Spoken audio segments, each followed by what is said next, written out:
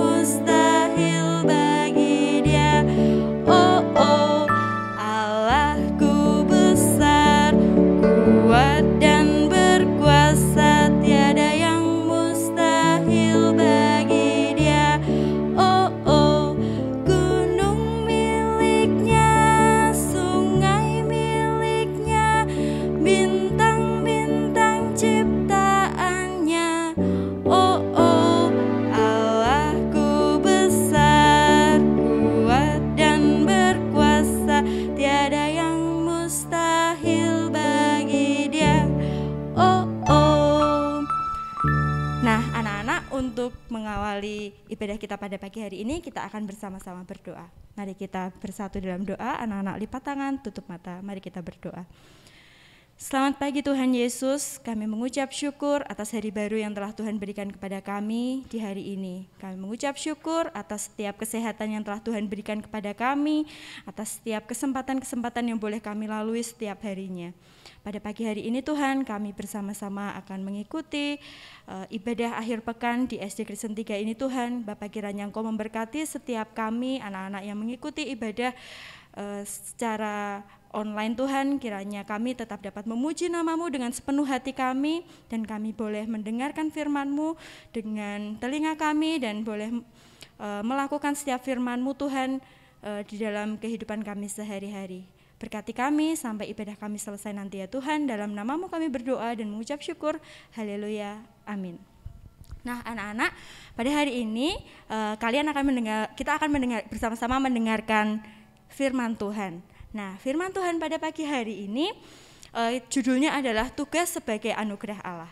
Firman Tuhan pagi hari ini akan diambil bacaannya dari Titus 2 ayatnya yang ke-14. Anak-anak kelas besar boleh membuka Alkitabnya dan membaca dari rumah, sedangkan anak-anak kelas kecil boleh mengikuti membaca dari layar HP kalian masing-masing. Kita akan baca bersama-sama dari ayatnya terlebih dahulu. 1, 2, 3.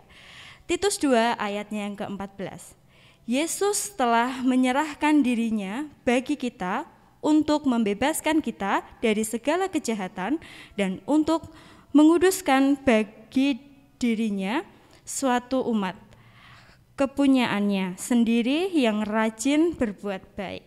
Nah, anak-anak, ada sebuah kisah tentang seorang anak kecil yang sedang berjalan-jalan bersama kakeknya.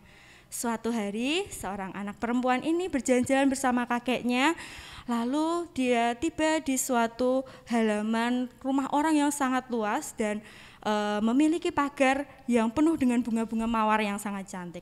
Anak perempuan itu berkata kepada kakeknya, kakek, coba lihat di sini. Wah, bunga-bunga mawarnya bermekaran dengan indah ya, harum sekali. Kakeknya pun setuju dengan pendapat anak cucunya ini. Wah, iya betul, itu sangat cantik sekali bunga-bunganya, mawar merah yang sangat cantik dan harum sekali.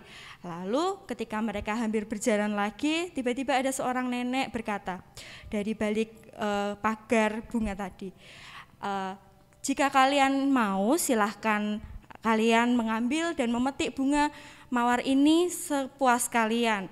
Aku menanam bunga ini memang untuk supaya orang-orang senang. Jadi nenek ini menanam bunga-bunga ini supaya membuat orang lain senang dan bahagia ketika melihat bunga-bunga yang bermekaran dengan indah. Nah, cucu dan kakek ini sangat senang ketika mereka memetik bunga mawar yang telah dirawat nenek tadi. Mereka memetik satu bunga, lalu mereka mengucapkan terima kasih dan mereka pergi. Nah, ternyata anak-anak, nenek ini tadi yang merawat bunga mawar tadi adalah seorang yang buta. Jadi dia merawat bunga mawar itu bukan untuk dirinya sendiri, tetapi dia merawat bunga mawar itu dengan sepenuh hati dan menjadi cantik itu untuk membuat orang lain bahagia. Contohnya seperti kakek dan cucu yang sedang jalan-jalan tadi, mereka senang melihat bunga-bunga yang bermekaran dengan indah. Nah, dari kisah ini kita bisa belajar ya anak-anak ya, dari kisah yang ada di Alkitab juga, hampir sama kisahnya, yaitu tentang Tabita atau disebut juga dengan Dorcas. Nah, ada seorang perempuan bernama Tabita. Siapa ya anak-anak yang tahu nama Tabita ini siapa ya? Nah, jadi anak-anak, Tabita ini adalah seorang perempuan yang senang sekali membantu orang lain. Tabita sering membuatkan pakaian untuk orang-orang yang membutuhkan. Terutama adalah dia membuatkan pakaian untuk para janda yang tidak mampu membeli baju-baju. Nah, jadi dia itu dengan sukacita membuatkan baju untuk orang-orang yang membutuhkan. Nah, padahal tidak semua orang langsung mengucapkan terima kasih kepada Tabita. Jadi mereka hanya menerima tanpa mengucapkan terima kasih. Tetapi Tabita tidak memikirkan balasan dari orang-orang tersebut. Tabita hanya mau membantu orang-orang yang membutuhkan bantuannya, terlebih-lebih orang yang susah. Nah, suatu ketika Tabita terkena suatu penyakit dan dia meninggal. Nah, orang-orang di sekitar situ, di sekitarnya sangat sedih ya anak-anak, terutama adalah para janda yang pernah ditolongnya. Mereka semua menangis karena merasa kehilangan orang yang sangat baik dan orang yang senang membantu. Lalu mereka semua menunjukkan perhatiannya kepada Tabita, yaitu dengan memanggil Petrus. Petrus adalah murid Yesus. Pada saat itu Petrus tengah sibuk karena sedang melakukan pelayanan di kota-kota yang dia kunjungi. Dia sedang melakukan banyak khotbah, dia sedang melakukan banyak pengobatan dan lain-lain. Pokoknya dia sedang melakukan banyak pelayanan si Petrus ini. Namun ketika ada orang yang membutuhkan bantuannya, Petrus dengan suka hati, dengan berbesar hati dia mau membantu dan dia ikut pergi untuk menjenguk atau datang menemui Tabita. Nah, saat Petrus datang dan dia menemui Tabita, orang-orang atau janda-janda yang telah ditolong Tabita sebelumnya diminta Petrus untuk keluar. Lalu Petrus dengan segenap hatinya dia berdoa kepada Tuhan. Setelah itu, apa yang terjadi anak-anak ya? Nah, ternyata setelah Petrus berdoa, Petrus berkata, "Tabita, bangunlah." Lalu dengan sangat ajaib Tabita bangkit. Nah anak-anak, dari cerita yang sudah kita dengar tadi, dari nenek yang buta tadi, dari Tabita, bahkan dari Petrus, kita bisa belajar tentang apa ya? Betul sekali, kita bisa belajar tentang bagaimana cara kita membantu orang lain. Nah, kita diajarkan untuk senantiasa mau membantu orang lain, terlebih-lebih orang yang membutuhkan bantuan kita. Nah, Tabita tadi membantu orang lain dengan cara apa? Membuatkan pakaian-pakaian bagi para janda yang membutuhkan. Petrus, walaupun dia sedang sangat sibuk, saat itu dia sedang sangat sibuk, tapi dia tetap mau datang untuk membantu Tabita. Lalu nenek yang buta tadi juga sama, dia membantu membuat orang lain merasa senang dengan cara dia menanam bunga-bunga mawar yang sangat indah. Nah, sebagai tugas anak-anak, tugas Allah kepada anak-anak adalah membantu orang lain. Caranya bagaimana? Contoh sederhananya saja, ketika anak-anak di rumah, apa yang dapat kalian lakukan? Sebagai anak-anak di rumah, anak-anak bisa membantu ibu atau orang tua kalian dalam membersihkan rumah, contoh yang paling mudah, atau menjaga adik kalian, atau bermain dengan rukun bersama saudara kalian. Itu juga salah satu cara membantu orang lain. Yang kedua, kalau sebagai pelajar, anak-anak bisa membantu dengan cara apa?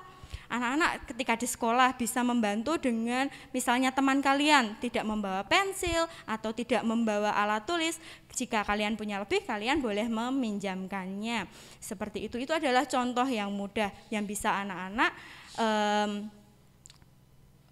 kerjakan sehari-hari. Nah, jadi inti renungan kita pada pagi hari ini adalah kita harus senantiasa membantu orang lain, terlebih orang-orang yang sedang membutuhkan.